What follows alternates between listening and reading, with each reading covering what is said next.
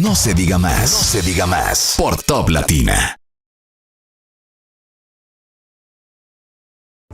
Estamos de vuelta en No se diga más por Top Latina 101.7 y en este momento tenemos a una entrevistada muy especial dentro del marco del mes de la no violencia contra la mujer. Con nosotros la ministra de la Mujer, Mayra Jiménez. Bienvenida. Bienvenida, ministra. ¿Cómo está usted? Muchas gracias, equipo. Muy contenta de estar en esta cabina. Aquí hay mucha energía positiva, hay mucha fuerza, hay futuro. Esta mesa está llena de las dueñas y los dueños del mundo. Las juventudes. Mesa llena de jóvenes. Wow. Mira y aquí está Alex también. No, y aquí está claro. Alex también. Si se dio Hasta cuenta. yo me estoy sintiendo súper joven aquí. Desgraciado. Muy contenta. Muchas gracias, de verdad, Qué alegría. por esta oportunidad de venir a conversar con ustedes en este mes tan emblemático, sobre todo para las mujeres dominicanas, las del mundo, pero de manera particular para las dominicanas y los dominicanos también. Amén. Qué alegría tenerla aquí, ministra, y precisamente para sensibilizar sobre estas fechas tan importantes. En este 25 de noviembre conmemoramos el Día Internacional de la No Violencia contra la Mujer, Día Internacional de la Erradicación de este tipo de violencia. Y qué bueno que la tenemos aquí para conversar sobre las iniciativas que se están desarrollando desde el Ministerio de la Mujer para apoyar la erradicación de la violencia hacia la mujer. Muchas gracias. Ustedes saben que cuando hablamos de la violencia de género e intrafamiliar, estamos hablando de un flagelo multidimensional, pero además estamos hablando de un flagelo que está muy arraigado en la cultura dominicana. Y yo creo que ese es el primer problema, ¿no? Cuando las sociedades asumen como algo normal la violencia de género e intrafamiliar, porque entonces forma parte ya de un problema de tipo estructural. Y por ser estructural y por ser dimensional, entonces la respuesta no es una sola. Hay que desarrollar un conjunto de políticas públicas, sobre todo de políticas de prevención, para enfrentar un flagelo que, y yo no puedo dejar de mencionarlo, se ha estado agravando en la República Dominicana, particularmente en las últimas 2 décadas. Es decir, si nos ponemos a revisar lo que ha pasado en los últimos 15 años, por ejemplo, en el país, nos vamos dando cuenta cómo la violencia de género e intrafamiliar se ha ido incrementando. Pero también tenemos que darnos cuenta cómo no hemos sido capaces como nación de planificar y ejecutar políticas públicas integrales para enfrentar ese flagelo. Y de eso se ha tratado la gestión que me ha tocado conducir en los últimos 2 años y un par de meses en el Ministerio de la Mujer, de elaborar un plan integral por una vida libre de violencia. Lo elaboramos con una mirada de los próximos 4 años, con todas las acciones de prevención, que repito, para mí es lo más importante, porque yo no quisiera que tuviéramos que atender ningún caso desde el Ministerio de la Mujer, porque no ocurrió. Ahora bien, si el caso ocurre, las mujeres, las adolescentes e inclusive las niñas tienen el derecho a una atención de calidad, a una atención integral. Entonces, además de esas acciones de prevención que le voy a estar comentando más adelante, también nos hemos enfocado en mejorar la atención a la violencia de género e intrafamiliar. Y cuando estoy hablando de mejorar la atención, estoy refiriéndome a las acciones de asistencia psicológica que tiene el Ministerio de la Mujer en todo el territorio. Ese es un flagelo del que no se sale sola.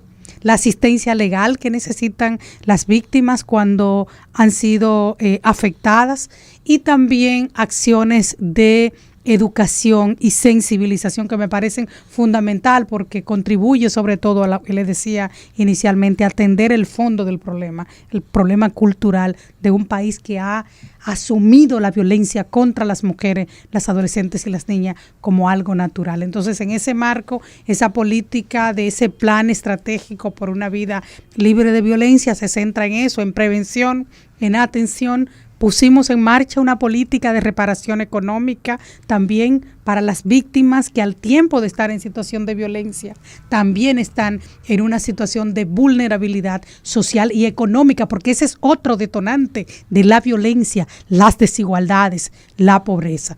En esa política también vemos la necesidad de que el país amplíe su marco normativo. Necesitamos una ley integral de violencia que asegure, ¿no?, que cuando estos hechos ocurran haya la debida sanción, pero que además establezca el sistema de atención, y ya nosotros elaboramos ese proyecto de ley integral de violencia. Se necesita también de acciones para la coordinación de las acciones. Otro problema serio que nosotros encontramos, muchas acciones dispersas en las diferentes instituciones. Entonces creamos el Gabinete de Mujeres, Niñez y Adolescencia mediante un decreto del Poder Ejecutivo, que fue el primero que emitió el presidente Luis Abinader el año pasado, en enero del 2021, donde todas las instituciones del sistema que intervienen estamos en la misma mesa implementando una política. Me refiero a la Procuraduría General de la República, a la Policía Nacional, al Servicio Nacional de Salud y al Ministerio de Salud. Y usted me dice, ¿por qué ellos? Claro, donde primero va la víctima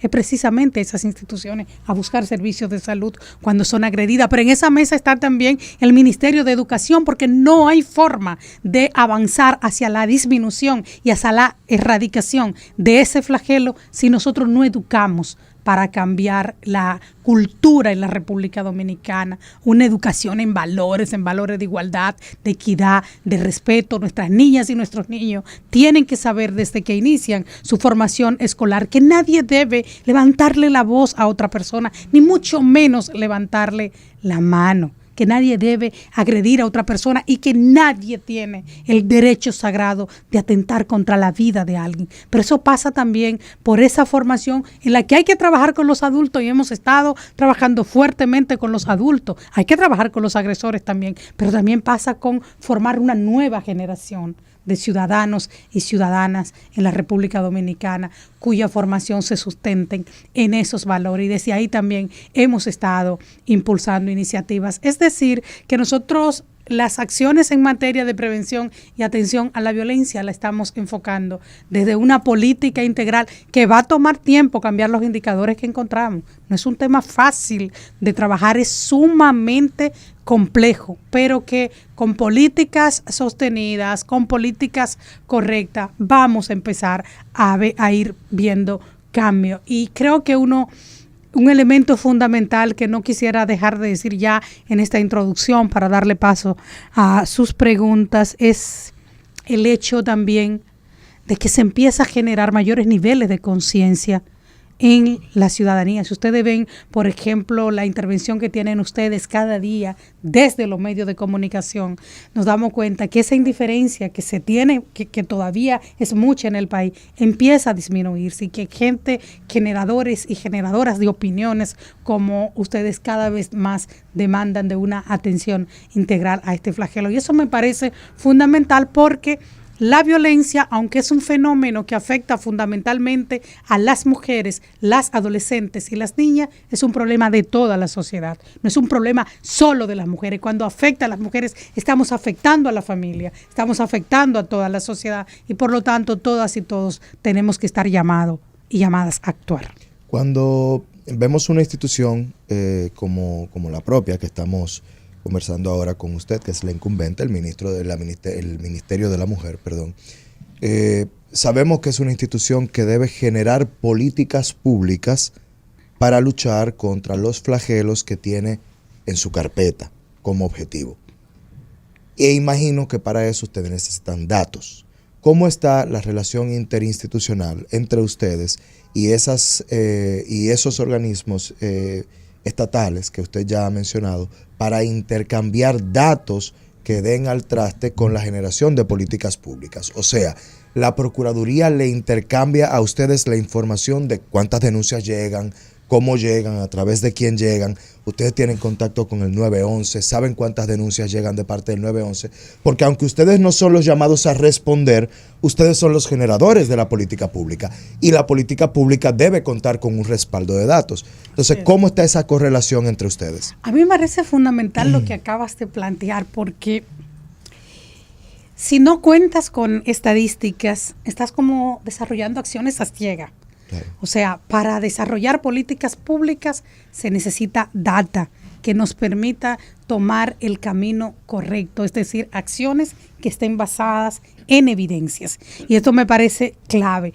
Las estadísticas oficiales, por ejemplo, de casos como los feminicidios, la lleva la Procuraduría General de la República, pero también la lleva de alguna manera la Policía Nacional, porque actúa inmediatamente ocurre un hecho.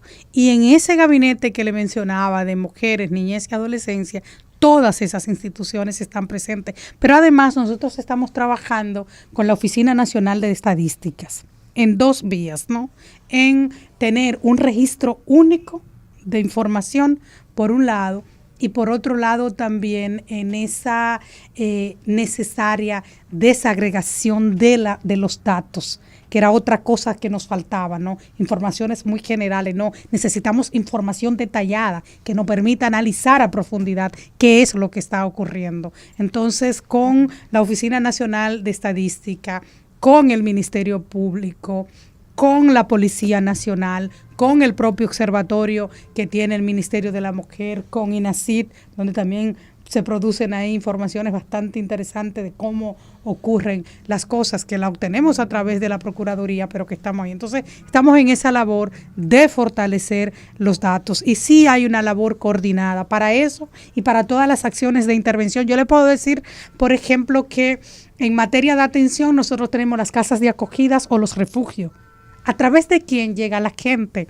a las mujeres cuyas vidas y muchas veces la de su familia está en riesgo. Muchas veces llegan de manera directa al ministerio a través de la promoción que tenemos en nuestra línea de emergencia. Vaya la promoción asterisco 212, que funciona a las 24 horas del día, los 365 días del año. Pero otro mecanismo de entrada y el oficial e institucional es a través del Ministerio Público, que cuando tiene la denuncia de un caso y puede constatar que esa persona está en una situación de riesgo, la manda a una casa de acogida. Pero igualmente en el caso de la policía, cuando se producen las órdenes de arresto, por ejemplo, que debo decir que hemos mejorado mucho.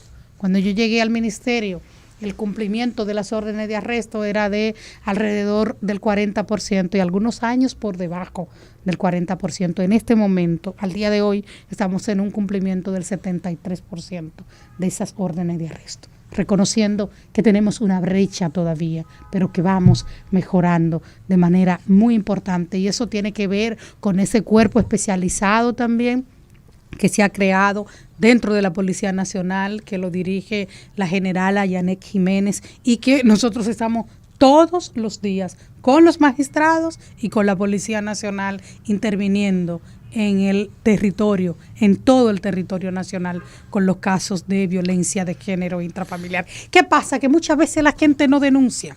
Y ahí yo creo que un elemento importante que estamos haciendo es nuestra campaña de promoción de que vivir sin violencia es posible, donde estamos promoviendo los servicios que ofrece el Ministerio de la Mujer, porque nadie accesa a lo que no conoce. A mí no me pueden hacer cuentos honestos. Yo soy una mujer de pueblo, ¿no?, que sé lo que significa vivir en comunidades donde los servicios cada vez están más lejos. Entonces yo sé, por mi propia experiencia de vida, que nadie accesa a los servicios que no conoce. Y ahí estamos entonces en todo el territorio nacional diciéndole a las mujeres, a la familia, a la comunidad cuáles son los servicios del Ministerio de la Mujer, llevando acciones de educación y sensibilización para que aprendan a detectar los casos de violencia y diciéndole qué tienen que hacer si conocen de un caso, porque miren, a veces son las víctimas las que en menos condiciones están para denunciar. Muchas veces no tienen ni siquiera plena conciencia del riesgo que están corriendo, han vivido en ese círculo de violencia durante toda la vida, que para ella ha sido como algo normal. Tenemos casos de mujeres que dicen, yo no lo puedo denunciar porque él es quien me sustenta a mí y a mis hijos e hijas. Otras dicen, no lo voy a denunciar porque si lo denuncio me mata. Y resulta que por no denunciarlo termina matándote. Pero tenemos la vecina, tenemos la junta de vecinos, tenemos la iglesia, tenemos el club, esa asociación que está ahí, que sabe que esa mujer aguanta maltrato, que la ve cuando va con un moratón en el ojo al colmado y no hace nada y no dice nada. Entonces es esa misma vecina, es esa misma compañera con la que tú participas en una organización X en tu comunidad, la que después también tiene que llorar con tanto dolor cuando ocurre una tragedia. Le estamos diciendo, hay que evitar que esa tragedia pase. Usted tiene que denunciar al agresor, aunque sea su hermano, aunque sea su vecino. ¿Y usted sabe por qué? Porque cuando usted lo hace, usted está evitando que una madre tenga que enterrar y un padre a destiempo su hija, que una abuela tenga que ir a enterrar la nieta, que niñas y niños tengan que quedarse en la orfandad producto de un feminicidio. Pero si usted cree que esa persona es su pariente, es su amigo y que por eso usted no lo va a denunciar, yo le digo que no haciéndolo también está haciendo de alguna manera contribuyendo a que él dañe también su vida, porque se daña la vida de la víctima y también se daña la vida del victimario, de toda la familia. En resumen, lo que quiero insistir es que este es un flagelo que necesita de la participación, del compromiso de toda la sociedad dominicana, que no podemos seguir siendo indiferentes ante una situación tan penosa y tan dolorosa que lleva tanto dolor a todas y a todos. Amigos, estamos con la ministra de la Mujer, Mayra Jiménez, en No Se Diga Más. Una breve pausa y volvemos enseguida. Amigos, de vuelta en No Se Diga Más a través de Top Latina 101.7. Nosotros hoy privilegiados de contar en cabina con la ministra de la Mujer, Mayra Jiménez. Ministra, para continuar con nuestro tema, hay muchísimas preguntas. Yo tengo como 40 preguntas en mente y sé que mis compañeros también, pero voy a hacerle dos rápidas. Una es, siendo un problema estructural, multifactorial, que es transversal a toda la sociedad, en este momento, ¿cuál cree usted o cuáles cree usted que son los factores que se convierten en los principales obstáculos para lograr que estas cifras tan negativas en el tema de la mujer y violencia contra la mujer puedan disminuir? Eso por un lado. Y por el otro, el tema de qué tanto contribuye en una sociedad como la dominicana y la latinoamericana en general, en la que pareciera que la cosificación de la mujer es algo ya normal y en la que participa tanta gente, incluso sin ningún tipo de intención, sino que hasta sin intención podrían estar contribuyendo a eso que se ha dado en llamar la cosificación de la mujer.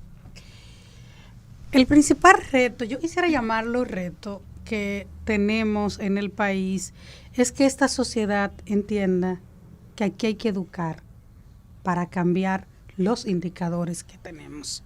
Y la verdad es que todavía hay mucha resistencia de sectores de la sociedad a que, por ejemplo, en las escuelas se eduquen en estos temas. Yo le quiero comentar una expresión de violencia que a mí me parece extrema. Una niña embarazada. Así es. Y anoten, yo no he dicho una adolescente, Claro. he dicho una niña embarazada, porque ya en la República Dominicana hemos estado en los últimos años teniendo casos de niñas que todavía no llegan a la adolescencia y ya alguien las violentó, ya alguien la violó, ya alguien la dañó, y generalmente una persona adulta. Pero esta sociedad ha normalizado tanto la violencia contra las mujeres, las adolescentes y las niñas, que de repente la gente te dice, ella es su mujer, ella es su pareja. Hasta sus propios familiares. Ella es su compañera de vida, él es su marido. No, señora, no, señor, puede ser su hijo, pero él no es su marido, él es su violador. Él es su violador, es una niña la que está en esa relación que no debería estar. Pero ¿qué pasa con esto? Esto suele pasar mucho en los países donde las niñas y los niños no reciben educación sexual y reproductiva en las escuelas. No le damos herramientas para que aprendan a cuidarse, para que aprendan a cuidar su cuerpo, para que sepan que nadie debe tocarla, para que sepan que van a pasar por procesos de cambios hormonales y de cómo administrar eso. Y todavía cuando nos enteramos o cuando se enteran de que han iniciado su vida sexual, que no debería ser a temprana edad y que eso se logra cambiar con educación, no sin educación. Entonces también hay resistencia que podamos planificarla para que ellas, por el hecho de, por falta, repito, de orientación, de formación en estos temas, que hayan iniciado su vida sexual a temprana edad, no salgan embarazadas. O sea, aquí hay resistencia para cuestiones tan básicas como que las niñas y los niños se formen en estos temas precisamente para asegurar que posterguen el inicio de su vida sexual y que cuando la inicien, si no están preparadas emocional, social, económicamente, todavía no tengan un embarazo. Entonces es un reto enorme que tenemos y ese reto también lo tenemos en lo que tiene que ver con lo que acaba de especificar de cómo nos cosifican a las mujeres. Eso es parte de toda una cultura que se ha venido arraigando en la sociedad, donde nosotras, las mujeres, no somos vistas como lo que somos, ¿no?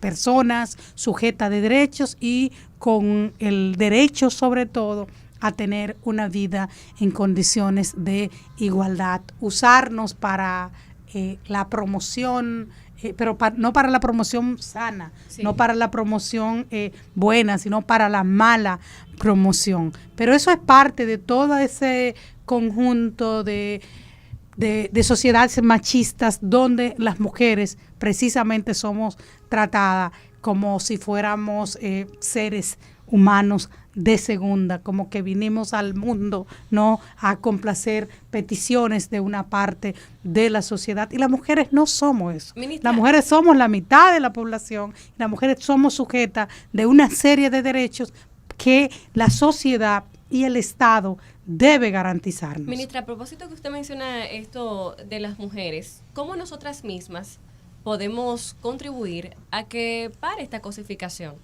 O sea, muchas veces nosotras con nuestras acciones, con nuestras maneras, quizás contribuimos a que esto permanezca en el tiempo y no marcamos una pauta del deber ser. Yo quiero insistir mucho en el tema de la educación, porque es que resulta que uno se encuentra en esta sociedad con que nos dicen, pero es que tienen que educarla bien, y le están diciendo a niñas que eduquen bien a sus niños, cuando ellas también deberían estar siendo educadas en este momento. Le están pidiendo a mamá y a papá que las eduque bien, porque estamos partiendo de asumir o de creer que nuestra realidad es la realidad de todas y de todos. Que la situación que yo viví o que han vivido mis amigas y compañeras de escuela es la misma situación que viven esas niñas y esos niños que crecen en comunidades con altos niveles de desigualdad, con altos niveles de vulnerabilidad social y económica. Entonces, mi conclusión siempre va a ser la misma, que el Estado juegue su rol. El Estado tiene que jugar su rol precisamente para que eduquemos en otros valores, en esos valores positivos, en lo que ustedes creen, y que muchas veces hemos tenido algunas y algunos el privilegio de tener a mamá y a papá que han podido formarnos bien, pero no podemos dejárselo solo a mamá y a papá, porque hay muchos mamás, hay mucha madre y muchos padres que no tienen ellos las herramientas para educar. Entonces eso solo se cambia con lo mismo, solo se cambia con educación, y ahí quiero decirle qué está haciendo el Ministerio de la Mujer entonces en materia de educación para cambiar esta cultura donde las mujeres cargamos tan pesado. Mira, nosotros hemos trabajado ya en 33 cátedras educativas, pretendiendo que formen parte del nuevo currículum en la tanda extendida.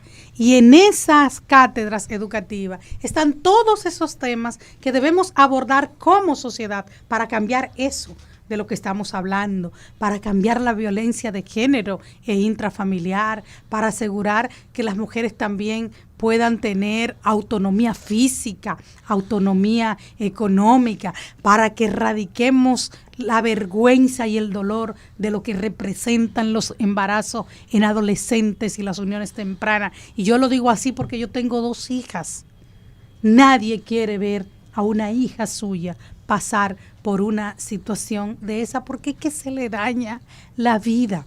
Pero todavía nosotros estamos en una sociedad donde se nos niega a las mujeres, y cuando hablo que se nos niega a las mujeres, estoy hablando en este caso fundamentalmente del Congreso, el derecho a decidir entre morir y vivir.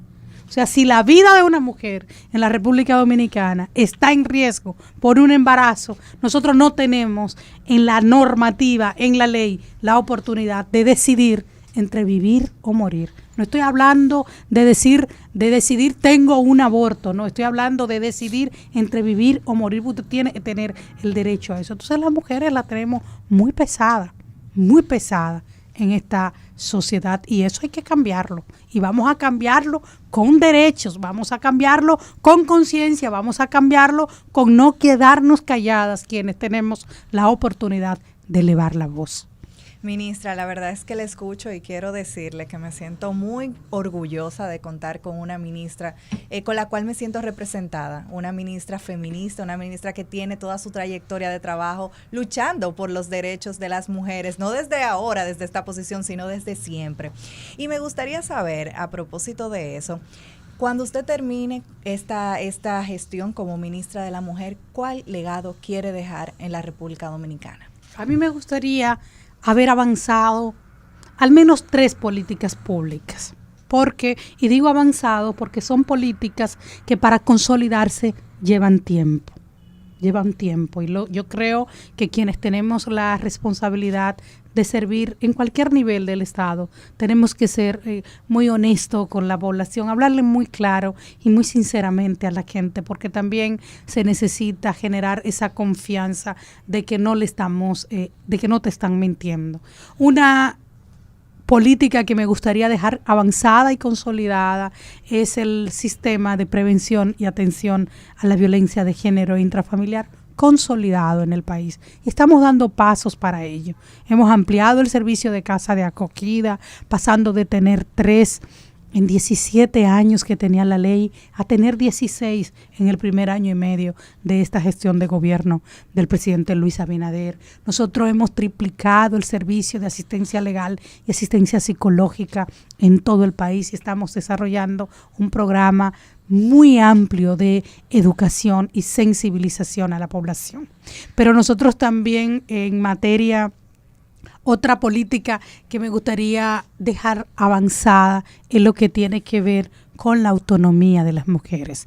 Y hablo de la autonomía física, de la autonomía económica, de la autonomía política. Un tema también en el que las mujeres estamos en franca desventaja en todos los niveles. Así es. De las instituciones del Estado, el Congreso, los ayuntamientos, el propio Poder Ejecutivo, pero también en el sector privado, porque es que es un tema cultural. Vamos a las altas cortes en el sistema de justicia para que vean también cómo estamos. Entonces, creo que es un tema muy importante mientras el mundo camina hacia la paridad. Esa es la tendencia, y el mundo necesita la paridad, y lo necesita, ustedes saben por qué, porque es una cuestión del desarrollo y es una cuestión de la democracia. No podemos hablar de democracia plena si la mitad de la población no está en los espacios que le corresponden, si alguien está ocupando los espacios que nos corresponden a las mujeres. Pero además está mostrado que si las mujeres estamos plenamente incorporadas, por ejemplo, al mercado de trabajo, el Producto Interno Bruto a nivel global crecería en más de 25,000 billones de pesos. Es decir, que estamos hablando de un cambio trascendental para la humanidad cuando las mujeres estemos justamente en todos los espacios que nos corresponden, y en este caso hablo de la autonomía económica. Y el otro elemento que a mí me gustaría dejar avanzado y ojalá consolidado es el Sistema Nacional de Cuidados. Una política nacional de cuidados que reconozca el derecho que tiene toda persona desde que nace hasta que muera a cuidar y a ser cuidado. Estamos hablando de que las niñas y los niños necesitan cuidados, de que los adultos y las adultas mayores, después que han dado toda su vida productiva a criar los hijos y a producir riqueza para este país, llega un momento que no pueden valerse por sí mismas y necesitan cuidados. Estamos hablando de que tenemos una población en situación de discapacidad que necesita cuidado. Y yo creo que la República Dominicana, las mujeres y las familias, porque al final todas estas políticas públicas se traducen en un cambio para bien de la familia, necesita un sistema nacional de cuidados que forme parte del piso de protección social del país. Ya hemos elaborado esa política, la estamos implementando en un proceso de pilotaje en Asua y en Santo Domingo Este.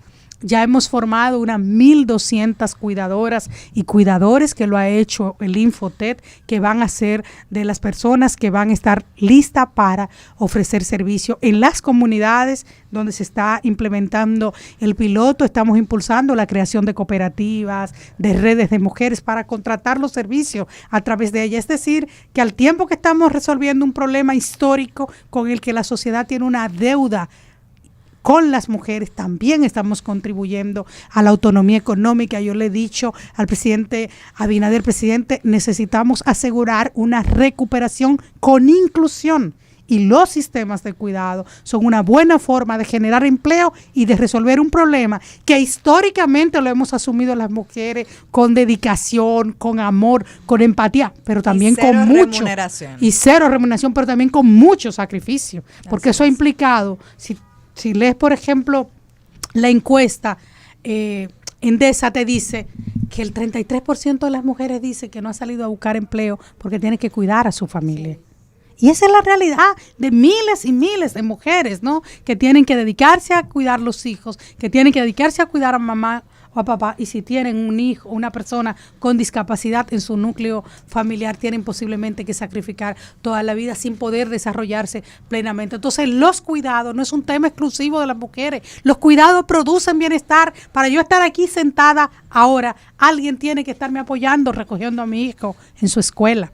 Alguien me está apoyando en mi casa para que cuando llegue José María encuentre algo para almorzar. Alguien se queda con él cuando yo llego fuera de horario. Y así esa es la realidad de toda la sociedad. Mucha de la gente que está hoy, casi todas en los lugares donde están produciendo para que este país salga adelante, no fuera posible si alguien no estuviera asumiendo esos cuidados. Entonces, repito, los cuidados son una necesidad, son unos derechos y debe formar parte del piso de protección social. Me refiero a que así como tenemos sistema de pensiones, que necesita mucha mejora, por cierto, nuestro sistema previsional, sí, así como tenemos sistema de salud, también necesitamos esos sistemas de cuidado que haga que las mujeres podamos participar plenamente en el mercado. Entonces son tres elementos que para mí son muy importantes. Cuidados está asociado también al tema de la autonomía económica porque contribuye. Entonces, digamos que violencia,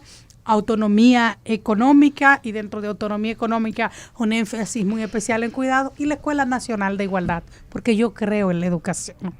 Yo creo en la educación y entiendo que se necesita una escuela de igualdad, que la tiene el Ministerio de la Mujer, que la estamos fortaleciendo, que forme en todos los niveles de la sociedad a funcionarias y funcionarios públicos, en particular a jueces, a juezas en la aplicación de justicia, a las entidades de género dentro de las instituciones públicas para que puedan asegurar la transversalidad en todas las políticas públicas de género. En fin, en términos de educación, los desafíos son enormes y hay que avanzar hacia esa consolidación también. Ministra, sin duda que si hubiera más mujeres en el Congreso, por ejemplo, podría haber una más rápida aprobación de ese marco normativo que se requiere para evitar que esté ocurriendo lo que está ocurriendo hoy día. El ejemplo que usted decía de si la mujer decidir si vive o no. Y estamos hablando particularmente del Código Penal, las 3 causales, etcétera. Pero eso no solamente pasaría en el Congreso, pasaría en todas las instancias públicas. ¿Cómo ve usted la participación de la mujer en la política en República Dominicana, que pareciera ser hasta ahora por lo menos desde mi punto de vista, como muy tímido? ¿Es porque las mujeres no se animan a participar en la política o es porque los políticos de siempre evitan que las mujeres lleguen? No, no hay timidez, todo lo contrario. Las mujeres estamos tocando las puertas, buscando los votos para decidir quién gana o no unas elecciones. Somos determinantes y trabajadoras como la que más. Yo te aseguro que en todos los partidos políticos el esfuerzo y el trabajo de las mujeres para ganar los procesos en los ayuntamientos, en el Congreso y en la propia presidencia de la República, el papel de la mujer es muy activa. El problema lo tenemos cuando se trata de ocupar espacios de poder, porque nosotros tenemos un sistema político y unos partidos políticos, agrupaciones y movimientos que están diseñados y estructurados para asegurar la hegemonía y la participación de los hombres. Esa es la verdad. O sea, las dificultades que tenemos las mujeres militantes para crecer dentro de los partidos políticos a nivel de su dirección, no del trabajo de base, porque ahí sí somos duras trabajando. Es enorme. Es enorme. Las estructuras de los partidos están controladas absolutamente por los hombres. Y los hombres se apoyan entre ellos, negocian el poder, yo te apoyo para que tú vayas a tal institución, tú me apoyas para esto, generan alianzas. Y en el caso de las campañas electorales, la forma en que se desarrollan las campañas electorales en el país es muy difícil para las mujeres. El costo del financiamiento de una campaña política es una cosa difícil para las mujeres. Los hombres van y tocan la puerta y piden un apoyo para un afiche, para una marcha, para una jornada, un cara a cara. Las mujeres tenemos que pensarlo 10 veces. Porque al tiempo que haces la solicitud, tú no sabes qué otra solicitud indecente te van a hacer a ti. O sea, es difícil. Pero además, nosotros tenemos, por ejemplo, el tema de la cuota.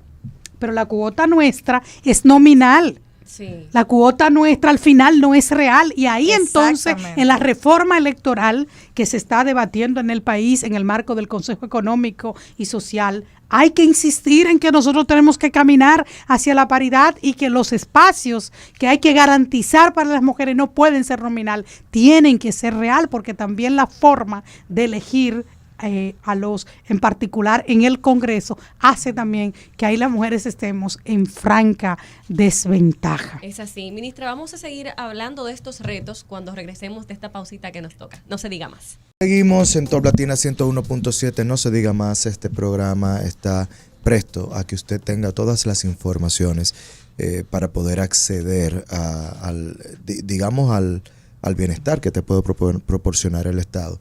Uno de esos, y ustedes saben que estamos conversando con la ministra de la Mujer en este momento, es el bono de la mujer de vivienda, ¿verdad? Ese es el nombre correcto. O el bono mujer, vivienda. Bono mujer para vivienda. Perfecto. ¿Cómo puede acceder no una se mujer diga a eso? más es porque aquí hay la oportunidad de decirlo todo. Sí, entonces ya después uno dice, no se diga más. Ya no faltó nada más que decir. Somos tan claros que ya no hay necesidad de decir nada más. No faltó nada más, me parece muy bien, me llama la atención. Y sobre todo porque hay oportunidad de conversación muy a profundidad con Así ustedes. Es. Qué bueno que hemos podido venir el día de hoy. Sí, nosotros hemos establecido desde el Ministerio de la Mujer el bono mujer para apoyar a madres solteras, a víctimas de violencia, a personas que son acogedoras de niñas y niños que han quedado en la orfandad por un feminicidio, a mujeres que tienen una situación de discapacidad o a mujeres que trabajan pero ganan un salario muy bajo y por eso no pueden accesar a una de las viviendas en el programa Mi Vivienda Feliz. Entonces, ese bono que lo otorga, y digo que lo otorga porque ya lo estamos otorgando, el Ministerio de la Mujer va desde el 8 al 12% del costo de la vivienda. Como quien dice el inicial. Como quien dice el inicial. Entonces, ¿qué hacemos? Como esas viviendas de ese programa son financiadas, nosotros le ponemos ese dinero en su préstamo en el Banco de Reserva, del 8 al 12. Como tenemos 3 tipos de vivienda, la vivienda más económica le damos el aporte más alto, el 12%, A la vivienda media le damos el medio, 10%, y a la vivienda que es más costosa le entregamos el 8%. Pero ese bono, yo quiero que ustedes sepan que recientemente se entregó un proyecto de vivienda en Los Alcarrizos y fueron como a 123 familias, si mal no recuerdo, 123. Nosotros le entregamos el bono a 49 mujeres que pudieron accesar a esa vivienda por la diferencia que hizo cuando le evaluó el banco el aporte que le estamos dando. Para el próximo año, el año 2023, un año que va a ser de mucha consolidación porque hemos estado impulsando muchas iniciativas en muchas áreas desde el gobierno, pero ya años como el 23, proyectos que se han iniciado deben haberse concluido. Tenemos previsto, el Estado tiene previsto unas 20,000 viviendas en el marco de ese programa y nosotros pretendemos impactar unas 20,000, el 20% de esa población que va a recibir vivienda con ese bono. ¿Cómo accesan las mujeres? Asimismo, como usted llena su formulario para solicitar ser evaluada, para si califica obtener unas de esa vivienda, al momento de usted hacer la solicitud, aplique también por el bono mujer porque es parte de la solicitud. Pero si no lo hace ahí, usted puede ir en cualquier lugar del país donde se estén construyendo proyectos a la oficina municipal o provincial del Ministerio de la Mujer y nosotros le apoyamos para que usted solicite ese bono que, repito, ya está instituido. Cuando en ese momento nos decían desde el Ministerio de la Presidencia que iban a iniciar un proyecto de vivienda, lo primero que nosotros planteamos desde el Ministerio de la Mujer, ¿y cuál es el apoyo adicional para las mujeres? No, que hay muchos apoyos, sí, muchísimos, un apoyo extra para asegurar que las mujeres puedan acceder. ¿Y ustedes saben por qué? Porque poca cosa da tanta seguridad y tanto bienestar a una mujer como tener un techo digno y propio para ella vivir con su familia.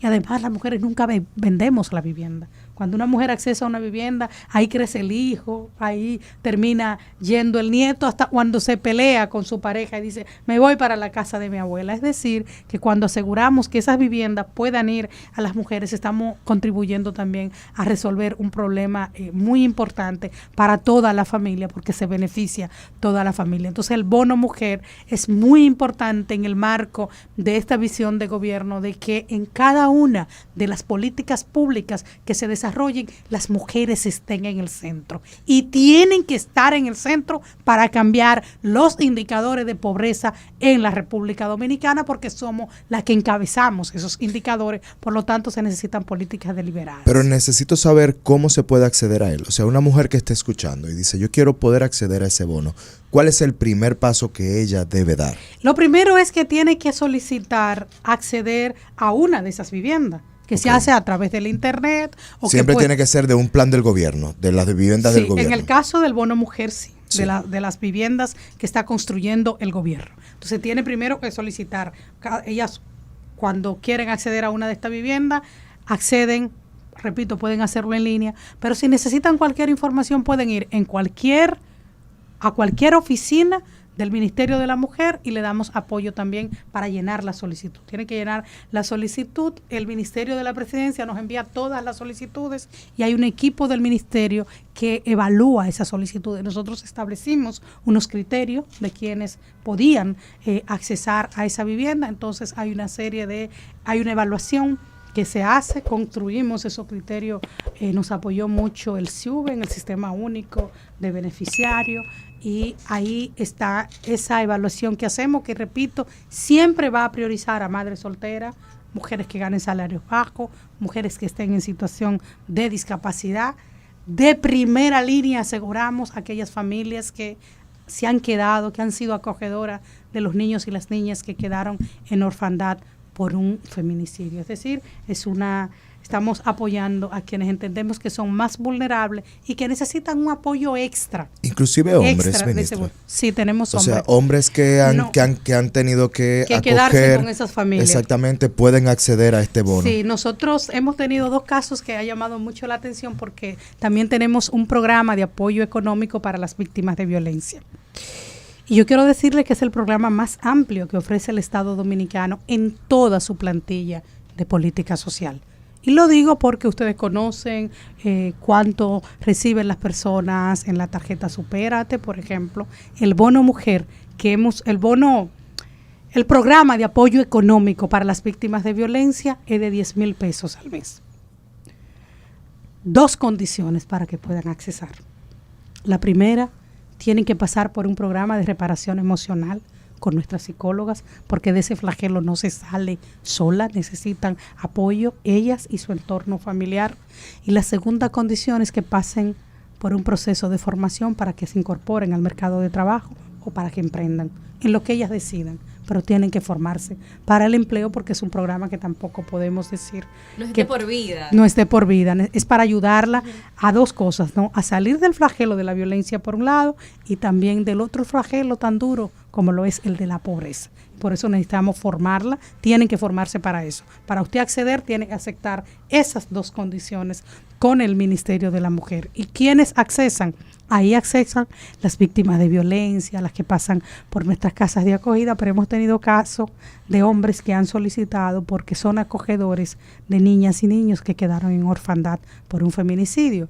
Y alguien me decía, no, es que es un hombre, esta cédula de un hombre. Le digo, sí, porque es precisamente ese hombre que también está en condiciones de pobreza extrema, a veces un abuelo ya que no puede dedicarse a trabajar, que se ha quedado con 2 niños, con 3 niños, y él igual, el criterio es que sea una familia acogedora. Si es el hombre que está al frente, bueno, también tiene ese derecho. Y eso pasa también con el bono mujer para ese caso específico y exclusivo, de que sean unas personas que se hayan decidido acoger a estos niños y estas niñas que forman parte de un programa especial que tiene el Ministerio de la Mujer con ellos, y que yo quiero decirle a esta sociedad que no lo dejamos solo. Yo creo que es importante que esto se sepa, que cuando estos hechos tan dolorosos, tan lamentables ocurren, nos estamos ocupando de esos niños y de esas niñas que lamentablemente han perdido a mamá, pero que también pierden a papá.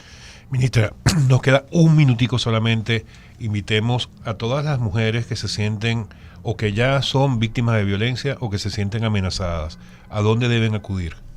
Nosotros tenemos servicio las 24 horas del día, los 365 días del año. Nosotros no cerramos un 25 de diciembre o un 1 de enero o un Viernes Santo.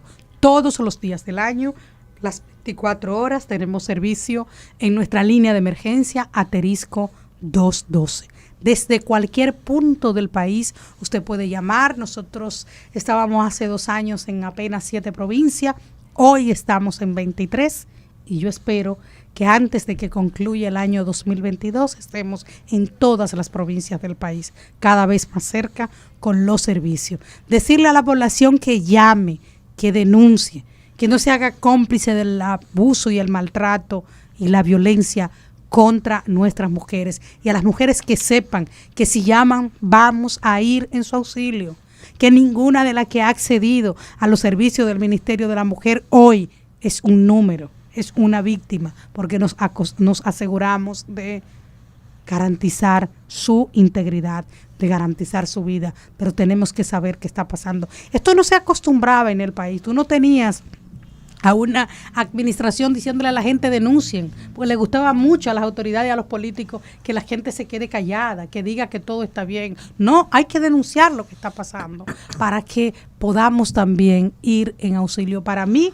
un indicador de que las cosas van mejorando es que aumenten el número de denuncia en el país, porque sabemos que hay un subregistro, que por cada mujer que denuncia hay 4 que no lo hacen. Entonces, por lo tanto, mientras más denuncias recibimos, para nosotros las cosas están marchando mejor, porque quiere decir que la gente empieza a saber qué hacer, la gente está actuando y de eso justamente se trata. Por lo tanto, llame a la línea de emergencia del Ministerio de la Mujer, Asterisco 212, que ahí estamos para servirle las 24 horas del día, todos los días del año.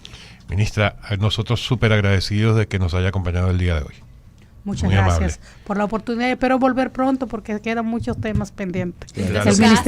El Ministerio de la Mujer ve como ente rector en materia de igualdad y de equidad una serie de temas que muchas veces no nos da el tiempo para abordarlo, pero que son muy importantes para transformar para bien a la sociedad dominicana. ¿Usted vio cómo está el ranking aquí?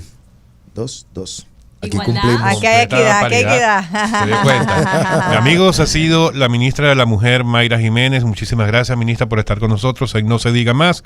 Nos vemos de nuevo mañana, miércoles. No se diga más. No se diga más. Por Top Latina.